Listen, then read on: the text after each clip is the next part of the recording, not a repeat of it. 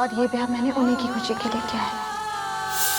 तेरी माँ को मालूम है कि उसके पास ज्यादा समय नहीं है, लेकिन वो मौत से लड़ रही है केवल इसी आशा में कि जाने से पहले तुझे सुहागन देख जाए।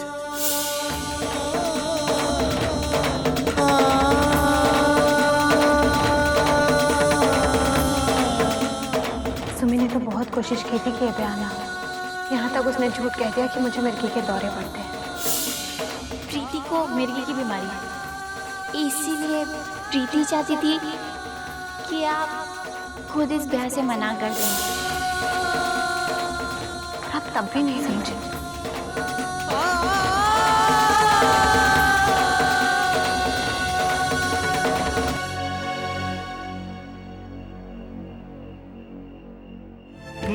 मैं भी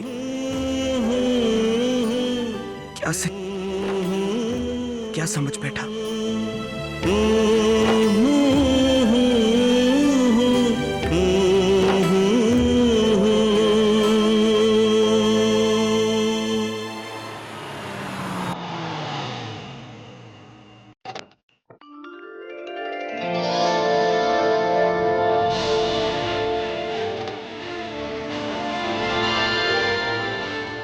क्या कहा था मैंने?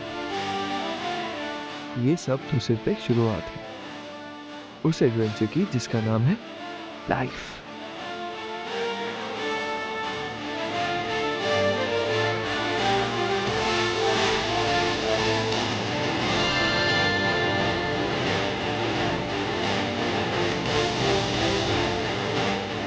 सुनिए, मेरा नाम सुनिए नहीं, ऋषि। तुम अगर मुझे ऋषि बोलोगी तो मुझे बहुत अच्छा लगेगा। ऋषि? हाय, मार डाला यार। पता है आज तक इतने प्यार से ऋषि किसी ने नहीं बोला है। ऋषि सब कुछ बिल्कुल फिल्मों की तरह है ना, एकदम सपने जैसा, जैसा फिल्मों में होता है। हाँ लेकिन जान, ये सपना नहीं, ये हकीकत है। अगर यकीन नहीं होता तो पिंच करके यकीन दिला।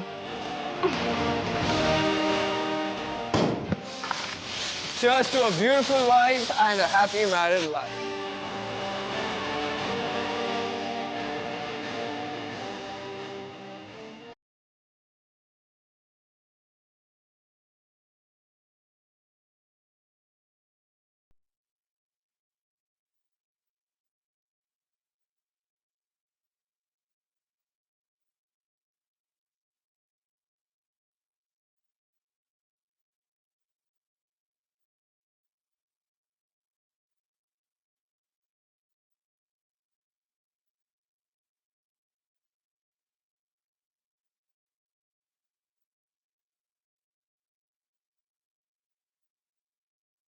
मेरी रोमांस का आइडिया पसंद आया?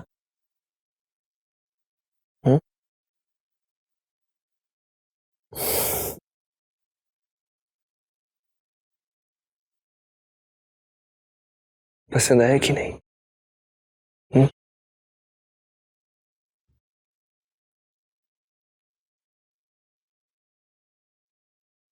भाभी, आपने फिर से घूंघट ऊपर कर लिया। चलिए इसे नीचे कीजिए। जैसे फिल्मों में हीरोइन बैठती है ना, अपना घूंघट यूं लंबा खींचकर। सुमी, तुझे याद है शशि कपूर ने कभी कभी में राखी से सुहागरात पे एग्जैक्टली क्या कहा था?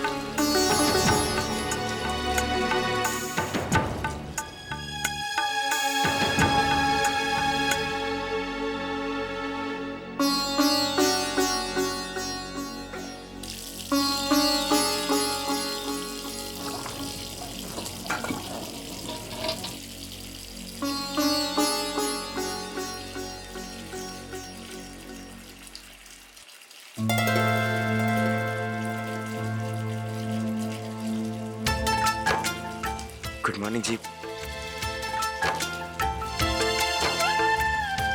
वो हमारे यहाँ सिर्फ 4 से 6 के बीच में ही पानी आता है। रोज मैं ही भरता हूँ।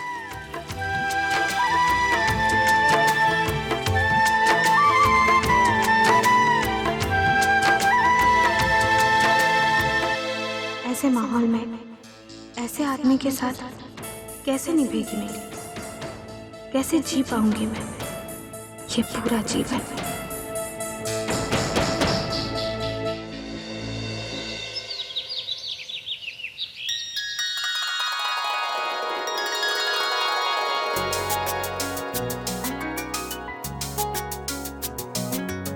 ला ला ला ला ला ला ला ला ला ला ला ला ला ला ला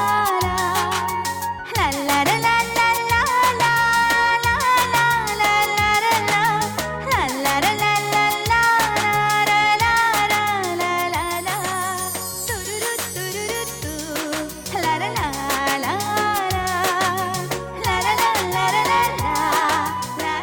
तो फिर क्या बता रही थी तो?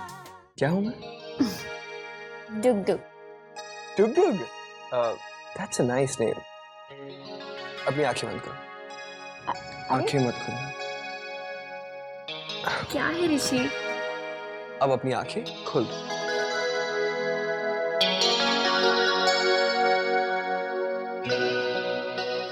ये सब क्या है ऋषि? ये है हमारा हनीमून डेस्टिनेशन। तुम जहाँ जाना चाहती हो मुझे बता दो, हम वहीं चलेंगे। चलो चलो जल्दी देखो।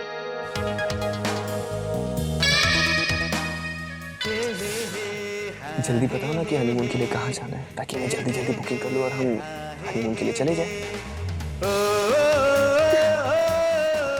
ऋषि, आपको पता है मैंने कभी सपने में भी नहीं सोचा था कि मुझे ऐसा हस्बैंड मिलेगा, राइट? हनीमून।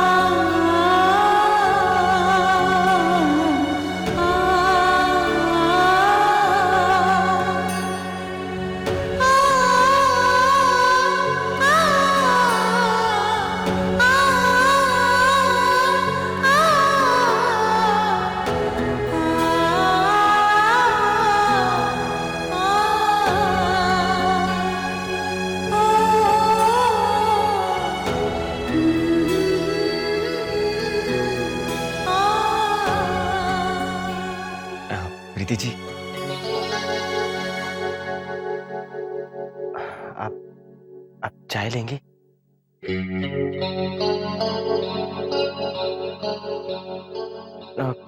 कॉफी? नहीं तो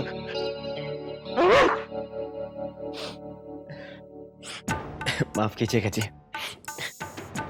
तो चलिए फिर आप ही बता दीजिए, आप सुबह क्या लेती हैं? आपको दूध पीने की आदत है? तो मैं अम्मा जी से कह के कल से थोड़ा ज्यादा दूध मंगवा लिया करूंगा जी। वो क्या है ना कि हर रोज हमारे घर में 1 लीटर ही दूध आता है, उसी में सारा कुछ। प्लीज नहीं चाहिए मुझे दूध।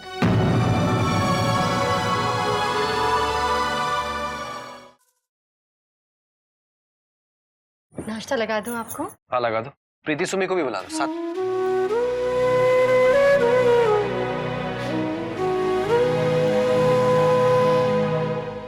ऐसा ही होता है, जब बेटियां ससुराल चली जाती हैं ना, तो एडजस्ट होने में उन्हें ही नहीं, उनके पीहर वालों को भी वक्त लगता है।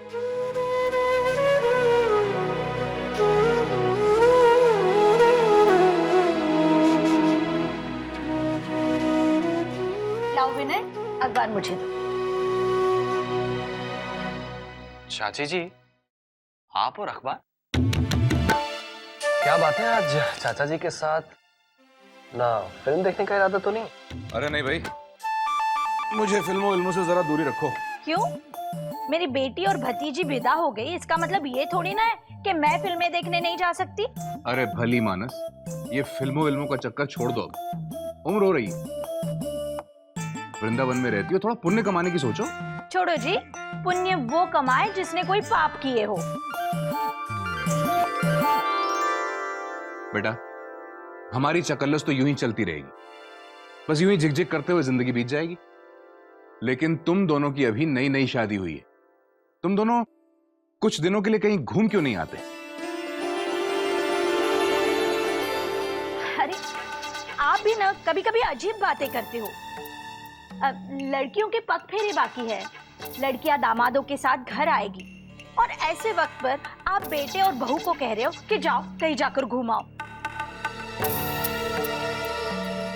भला ये भी कोई बात हुई? चाची जी सही तो कह रही हैं चाचा जी, पग फेरों के समय हमारा यहाँ पर होना भी तो जरूरी है ना। तो ठीक है, उसके बाद हुआ ना? भाभी की ऐसी हालत है, इनसे कहीं जाया जाएगा क्या?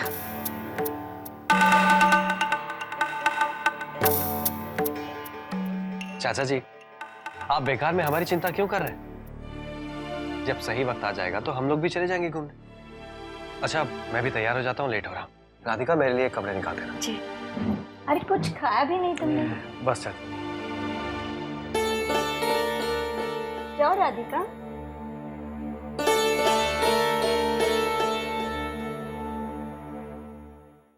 सुनो जी, मुझे वो 50,000 रुपए चाहिए। कितने पैसे? 50,000। अभी पिछले हफ्ते ही तो मैंने घर खर्च के लिए इतने सारे पैसे दिए थे। अरे घर खर्च कौन मांग रहा है? मुझे तो सुमी के पग फेरों के लिए पैसे चाहिए। पग फेरों के लिए? हाँ जी, पग फेरों के लिए। अब बेटी और दामाद घर आएंगे तो उनकी खातिरदारी तो करनी होगी ना। देखिए, ये रीति रिवाज की बातें हैं, आप नहीं समझोगे। वो सब कुछ आप मुझ पर छोड़ दो, और अगर मेरी बात पर विश्वास नहीं है ना, तो जाकर अपने भैया भाभी से पूछो कि पग फेरों पर बेटी और दामाद को क्या क्या दिया जाता है। पग फेरों में प्रीति और सुमी अपने अपने पति के साथ आएंगी ना? हाँ, आएगी तो दोनों, लेकिन खर्चा सिर्फ सुमी पर होगा। ऐसे क्या देख रहे हो? मुझे प्रीति को कुछ देने में कुछ ऐतराज नहीं है, लेकिन अगर उसका मिट्टी का माधोई कुछ ना लेना चाहे तो उसमें मेरी क्या गलती है? बाके बिहारी लाल जी की बड़ी कृपा है हम पर, जो मेरी सुमी को ऐसे मिट्टी का माधो नहीं मिला, वरना मेरी सुमी से पहले तो मैं ही बर्बाद हो जाती।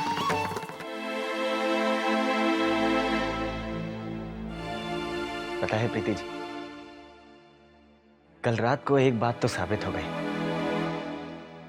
मैं इस दुनिया का सबसे बड़ा मूर्ख इंसान हूं।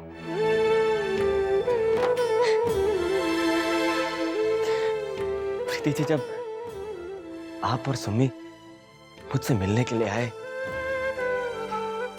और आपने मुझे अपनी मिर्गी की बीमारी के बारे में बताया, तो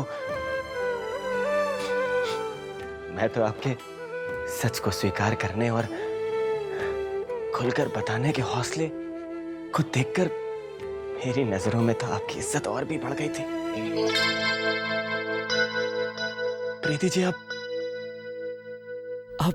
बहुत संवेदनशील हैं।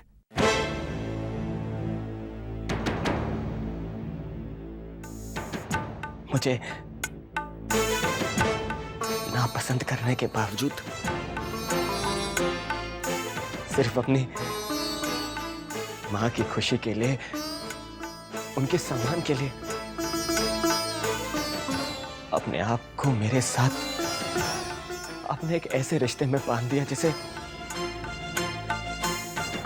जन्मों जन्मों का कहा जाता है।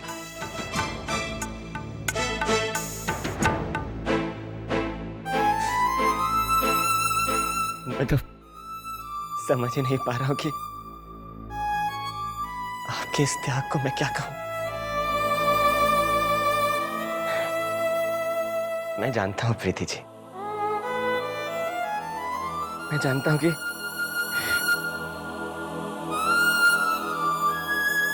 एक गुलाब के फूल को भी खिलने के लिए सिर्फ पानी की आवश्यकता नहीं होती, उसे चाहिए खुला आसमान, ताजी हवा। विवाह जैसा पवित्र रिश्ता भी तभी खिल सकता है जब उसका गठबंधन चाहत के कच्चे रेशम से हो, उसे भी अपना मनपसंद जमीन मिले, हवा, आसमान मिले, वरना रिश्ते का कोई अर्थ नहीं है।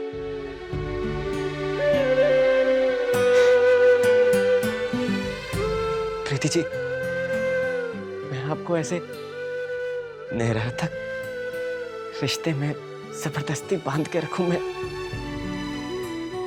इतना निर्लज नहीं हूं प्रीति जी, इसलिए अब मैं फैसला आपके ऊपर छोड़ता हूं प्रीति जी।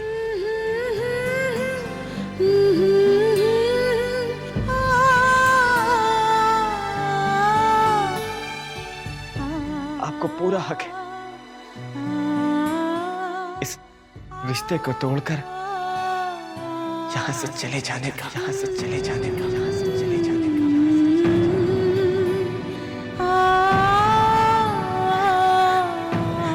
मैं आपके हर एक फैसले की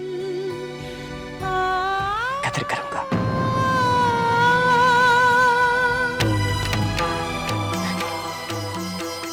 कान्हा जी की सौगंध।